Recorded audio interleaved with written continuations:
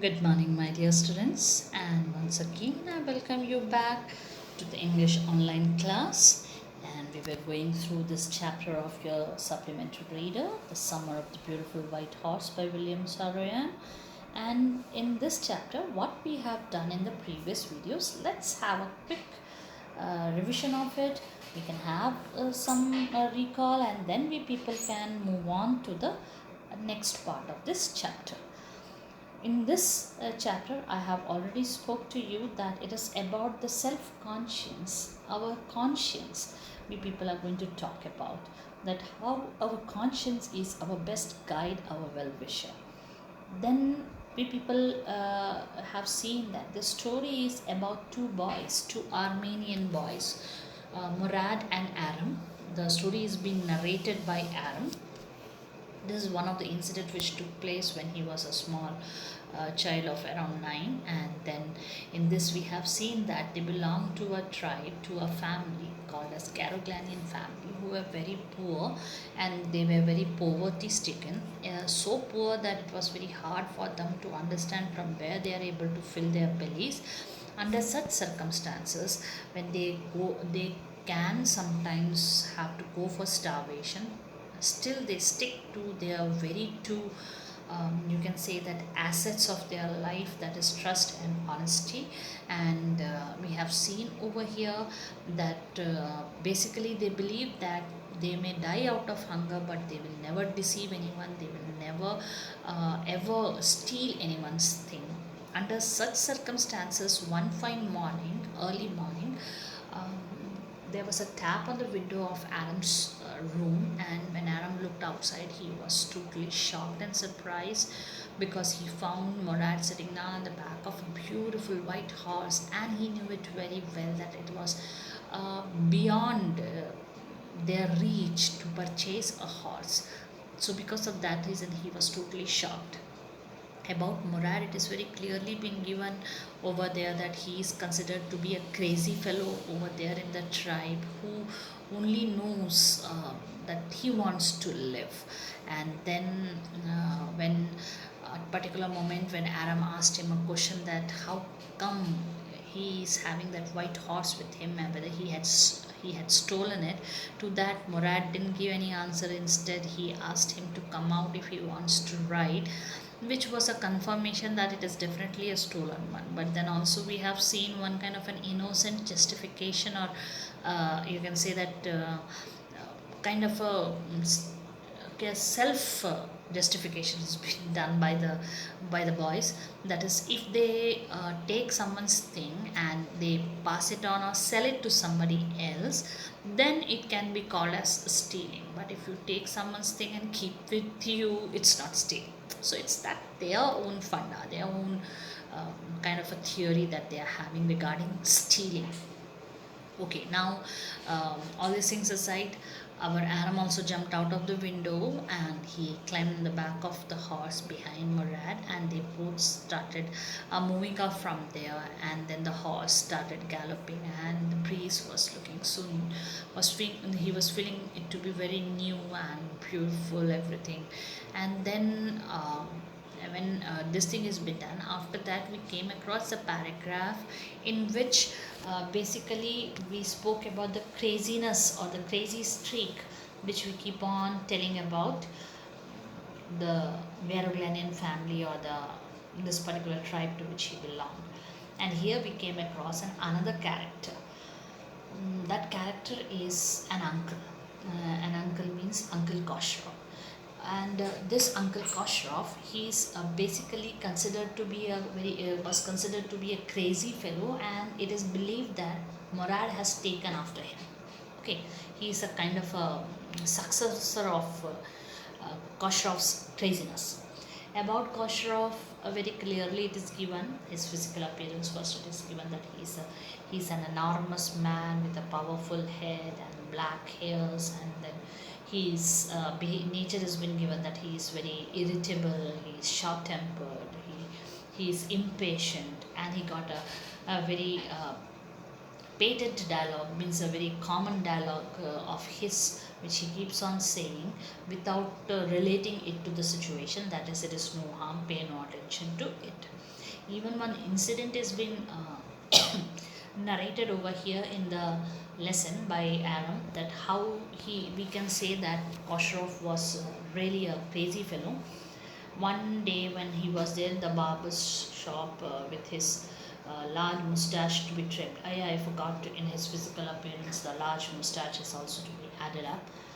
He was there to trim his large mustache. At that time, his son came running to him, panting. He said that father, our house is set on fire. To that, instead of getting worried and going with him to his house, Khosrow said that no harm is done, pay no attention to it. The Baba was surprised and said that he's talking about your house, he's talking about your house getting burned. So again, Khosrow said that, see, no harm done, pay no attention to it. Now, this is how Aram says that it's there in their tribe. The father of Murad, Zurab, which has been mentioned here, he was basically a very practical minded and a logical, clear headed person, but uh, it is there in their tribe from the very beginning itself. A man could be you can say that the father of his son's flesh, means he can give birth to he can be the biological father of his son, but basically that doesn't mean that he is also the father of that son's spirit. The distribution of the spirit had always been very, you can say that, very strange and very wandering type in their tribe. I think this is what we people have done in the previous classes, so let's continue with the next part. We rode and my cousin Murad sang. For all anybody knew, we were still in the old country where, at least according to some of our neighbors, we belonged. We let the horse run as long as it felt like running. At last, my cousin Murad said, "Get up, I want to ride alone." "Will you let me ride alone?" I asked. "That is up to the horse," my cousin said. "Get on, the horse will let me ride," I said. "We shall see," he said. "Don't forget that I have a way with the horse." "Well," I said, "any way you have with the horse, I have also." "For the sake of your safety," he said. "Let us hope so. Get up." "All right," I said, "but remember, you have got to let me try to ride alone." I got down and my cousin Murad kicked his heels into the horse and shouted, "Wazaya, run." The horse stood on its hind legs, snorted, and burst into a fury of speed that was the loveliest thing I had ever seen. My cousin Murad raced the horse across a field of dry grass to an irrigation ditch, crossed the ditch on the horse, and 5 minutes later returned dripping wet. Okay, now after they have left the house and after all these talks which Aram has done with us, the readers, they both were riding and Murad was singing. You know, I told you last time, we cannot call it as singing, it was actually roaring, because in his harsh voice he was just singing out the song. So they started letting the horse, they allowed the horse to run as much as it wanted to run, and then at last one particular point, Murad said to Aram, "Okay, get up, I want to ride all alone." To that, Aram said that, "You will let me ride alone now?" You might have seen in your house also the same thing happens when two of you, your brother and sister, or you two brothers or two sisters, when they do something which is hidden from others, then it's like a kind of secret partners, not partners of crime. So it's like when you do the thing, the other one also expect that, yeah, he or she will also get a chance. मुझे भी करने दोगे ना, like that sort of thing. So here Aram also said that you will let me also ride now. To that Murad said that it depends upon the horse whether it is going to let you or not. Then he, means Aram, he said that a horse will let me ride. Then this Murad, he said that, see, we shall see that thing, huh? And don't forget, I have my way with a horse. This line, no? I have my way with the horse, you just have to keep in mind. It's a kind of a patent dialogue, like how Uncle Khosrow used to say, "No harm, it's no harm, pay no attention to it." So our Murad is also having some kind of a common patent dialogue. He keeps on saying, "I have my way, I have my way." with dash dash dash dash dash. So this time he said, I have a way with the horses. Then Aram is not less. He said that I do have my way with the horses. I also have, like you. Then Murad said, oh, I was just talking this because of your safety. Rest, let us see. And then Aram got down and Murad, he kicked his heels. If any one of you have done a horse riding, you might be knowing that the back of the shoe heel, if you kick into the horse, that horse will start galloping, running. And then he shouted, Vazaya, run. And the horse, you can see this picture, it stood on its hind limbs, means the back two legs, and it snorted. Snorted means when the warm breeze air comes out from the nostrils of the horse, and then it burst, it moved in a fury, in a fast speed. And it was a scene which Aram was like, he was totally, you can say, bowled over with that scene in which the horse was running so fast. And Murad, he took the horse across a field where dry grass was there to an irrigation ditch, and then he crossed the ditch on the horse itself. And after 5 minutes, when Murad came back, he was totally wet. He was dripping wet. The sun was coming up. Now it's my turn to ride, I said. My cousin Murad got off the horse. Ride, he said. I leaped to the back of the horse, and for a moment knew the most awful fear imaginable. The horse did not move. Kick into his muscles, my cousin Murad said. What are you waiting for? We have got to take him back before everybody in the world is up and about. Okay, now when Murad reached back, by that time sun was already coming up, means it was turning brighter and brighter.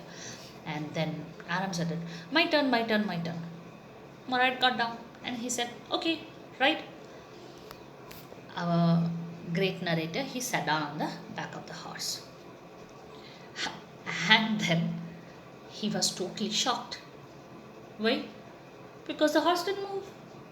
He might have thought that as you sit down on the back of the horse starts moving.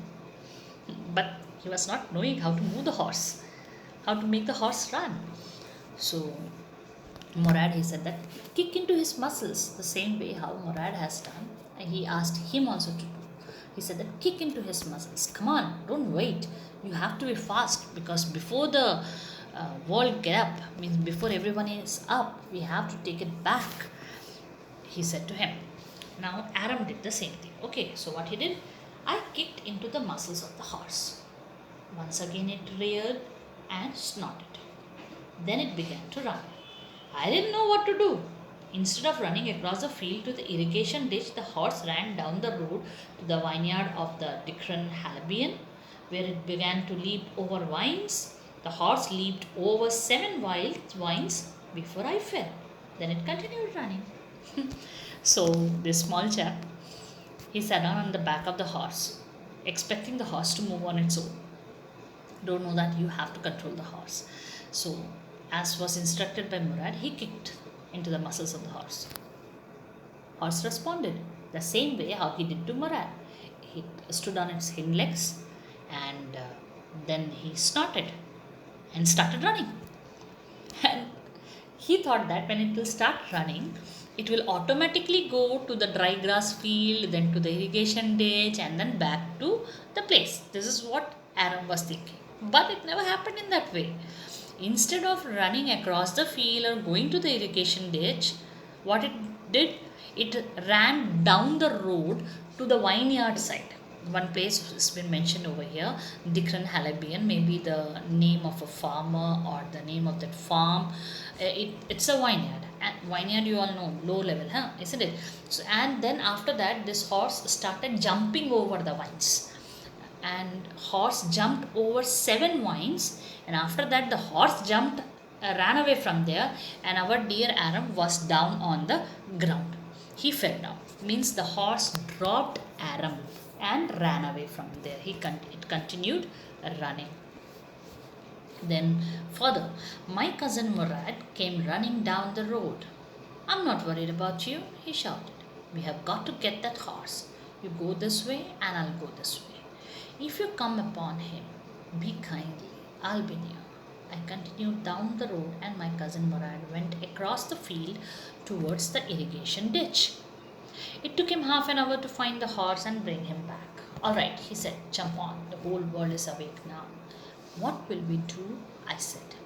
Well, he said, we will either take him back or hide him until tomorrow morning. Now, the horse ran away. Cousin Murad came running to the road to that place where Adam was lying on the ground. You know, he did come running to pick up Adam. He said that I'm not worried about you. I'm worried about the horse. And you do one thing. I'm going this way. You go the other way. And if you find him, means if you find the horse, be very kind towards it. I'll be nearby only. And then Adam went down the road, and cousin Murad, he went across the field towards the irrigation ditch. Around about half an hour later, he came back with the horse. And he said to Adam, come on, climb up fast. It's already, the people are already awake now.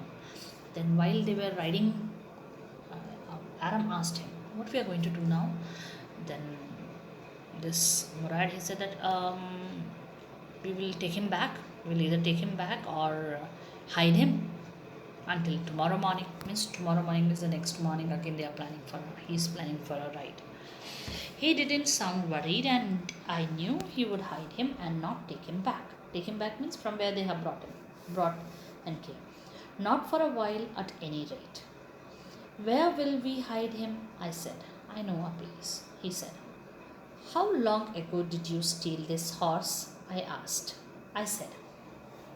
It suddenly dawned on me that he had been taking these early morning rides for some time and had come for me this morning only because he knew how much I longed to ride. Who said anything about stealing a horse? He said. Anyhow, I said, how long ago did you begin riding every morning? Now when Murad said that either we will give him back or we will hide him till the next morning, from his talk and from his sound, Adam felt that he is not at all worried. That means he has no plan to give back the horse. Instead, he will hide. And at least not now he is going to give the horse. So he asked, where we will hide him? Means this horse. Then he said that, I know a place. Then immediately Adam asked Murad, how long it passed that you stole this horse?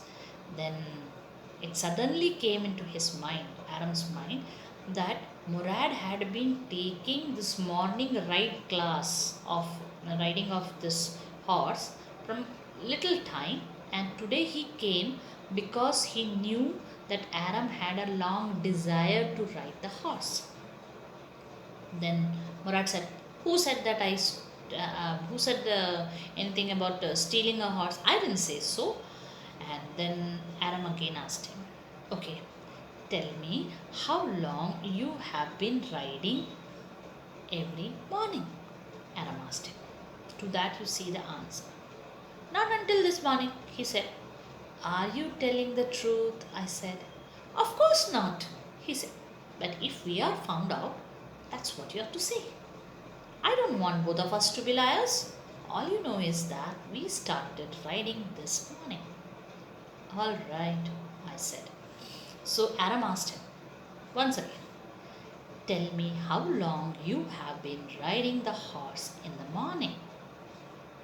What answer Murad gave, He said, today morning, just today morning only, this morning. Then Adam said, is it truth? Such bol rahe ho? Then you know what Murad said? Of course not. Bilkul nahi. But see, if we are caught or found, this is what you have to say, that this morning means today means this morning only we went for the ride. See, I don't want both of us to be liars, I cannot tell. This is what Murad is saying. So nicely he said that I don't want both of us to be liars. मैं नहीं चाहता कि हम लोग दोनों झूठे बने. तो मैं नहीं बोलूँगा, तुम बोलना. So it means that Adam, you be the liar. And then he said that all you have to say is that If you are caught or if you are found, today, this morning only, you started riding this horse. Adam said, okay, alright, what you said, I understood. He walked the horse quietly to the barn of a deserted vineyard which at one time had been the pride of a farmer named 5live11eng. There were some oats and dry alfalfa in the barn. We began walking home. Now, very quietly, they took the horse and hid him inside a deserted vineyard. Deserted means where no one goes. From long time, it is lying down empty, and it belonged to some farmer named as 5live11eng. And in that deserted vineyard, there were some oats and dry alfalfa. Dry alfalfa means the food of this horse. And then, after leaving the horse over there with the food, they started walking back home. So we will have halt over here, and then we'll catch up again in the next video for some of the other parts of the chapter. Till then, take care, stay home, goodbye.